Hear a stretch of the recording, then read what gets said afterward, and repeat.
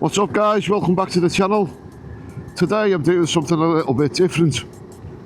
I'm going to be testing out the Aoocci D7A, which the company have kindly sent me. Now it's not the normal thing that I kind of do, and they've given me like a discount code and a link at the end, you know, if you like the product, all that sort of stuff. But I've actually been testing the unit for 3 weeks now on the bike before I went to film, because I wanted to make sure it was okay. Now, there's one feature on the unit which caught my eye, which has caused me to make this video, and it's active route tracking. So, if you've ever been anywhere where you think, that road was great, but when you get home, you're like, well, where was he? You don't even know where it was. But this unit, the D7A, it actually lets you film the route, but also it documents where you've been in the form of a little map and like 5-minute clips.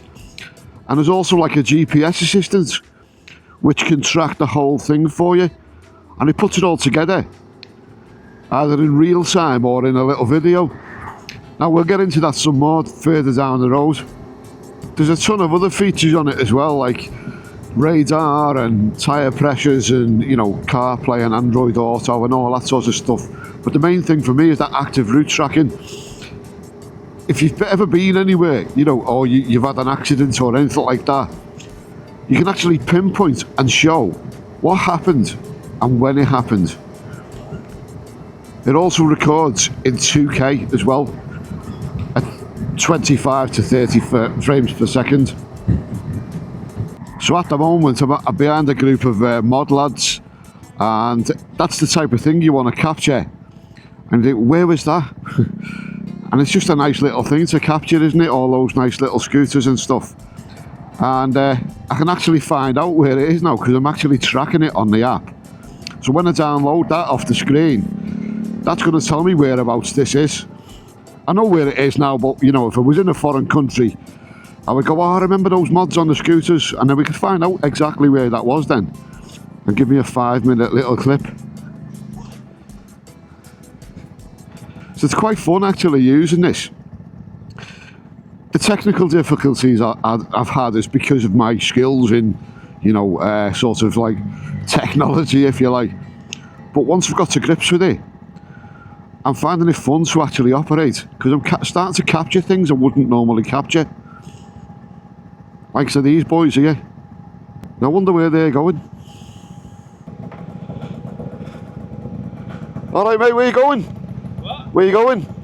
Stoke. Stoke? Wow, it's a mission that. Nice one. There we go, and we're off.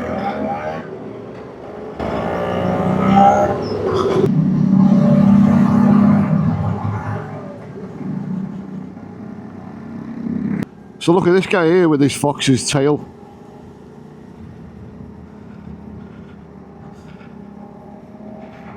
I'm disappointed really. You normally see them with all the mirrors on and all that sort of stuff, don't you? But never mind, you can't have everything. Yeah, what a great day out. The weather's lovely for it as well on your scooter. Can't believe you got a spare wheel on one of them. Anyway, I'm capturing all this now on this video, and it's just decent quality. It's something to look back on, and I know exactly where it is as well. Sorry, but it's got to be done.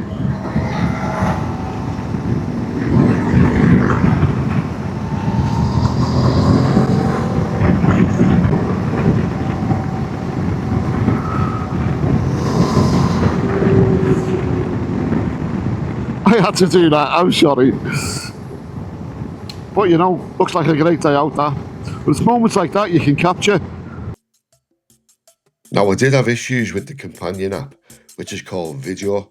And sometimes the video was out of sync because of the loss of communication between the phone and the unit. But I found that disabling Bluetooth and mobile cellular data make it run a bit more steady. Now the app lets you overlay templates such as this with number plate recognition, etc.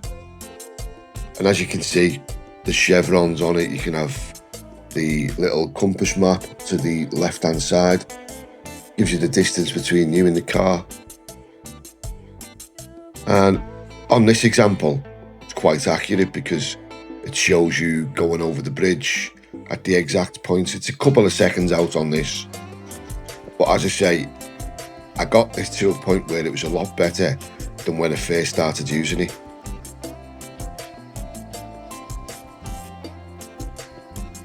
Now, I know Aoocci are well confident in this because they give you a 60-day returns policy.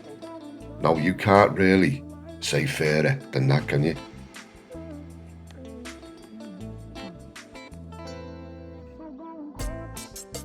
And this is where it actually becomes useful. If something happens on the road, you've got everything there, not just footage, but location too.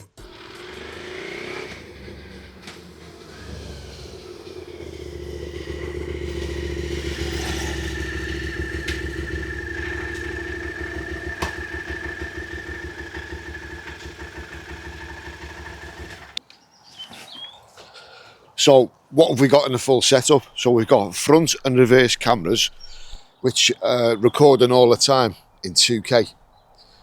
You've got a lovely 7-inch screen. It's very clear, easy to work.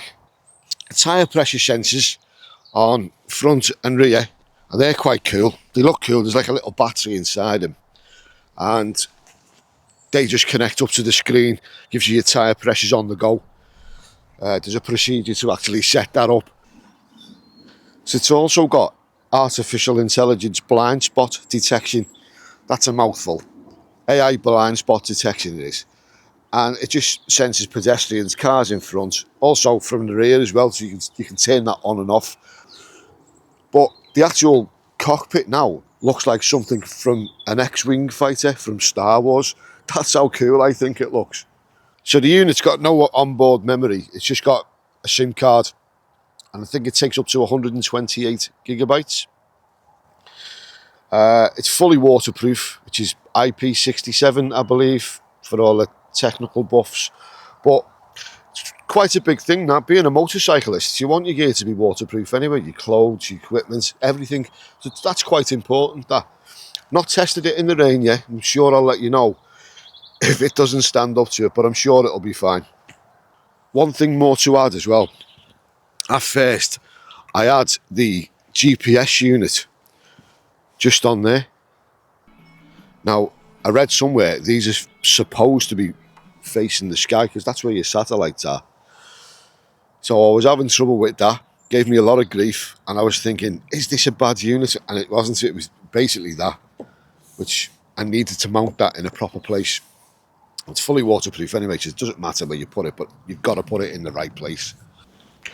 So here's what was in the box.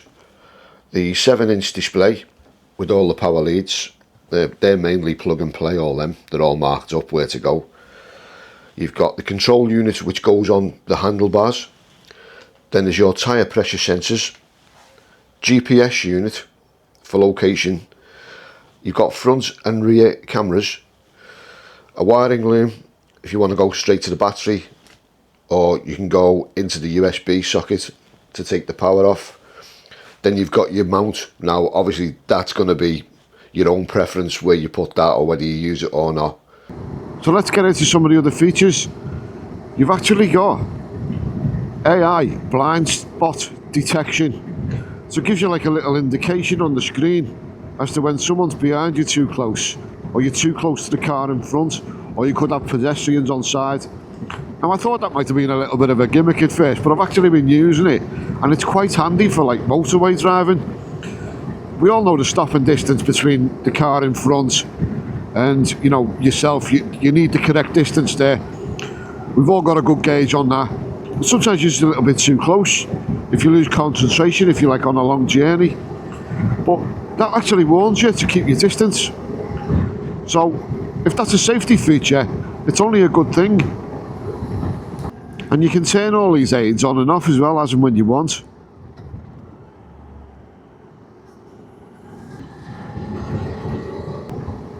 The screen's nice and big, 7-inch, lovely display.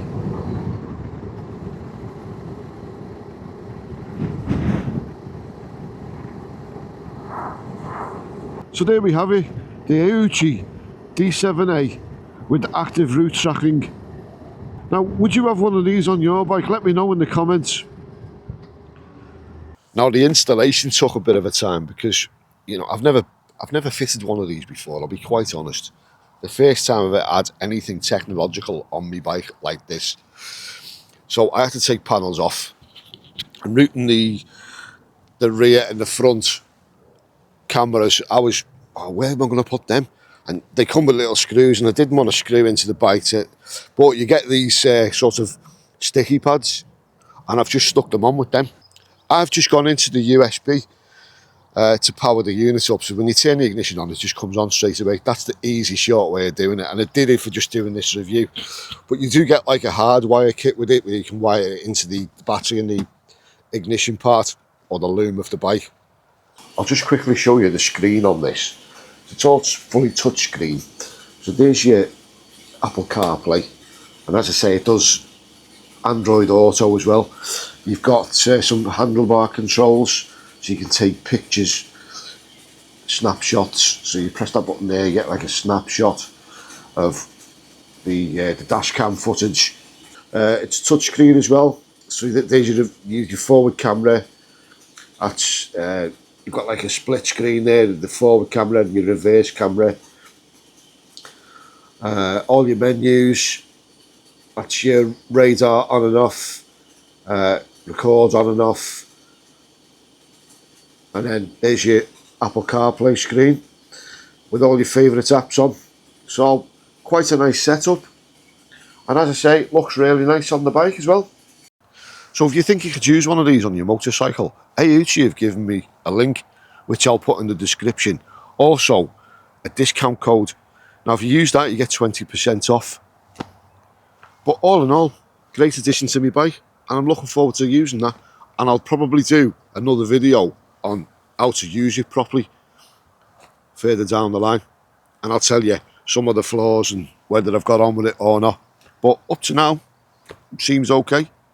Anyway, thanks so much for watching. My name's Andy, and I'll catch you all in the next video. Cheers.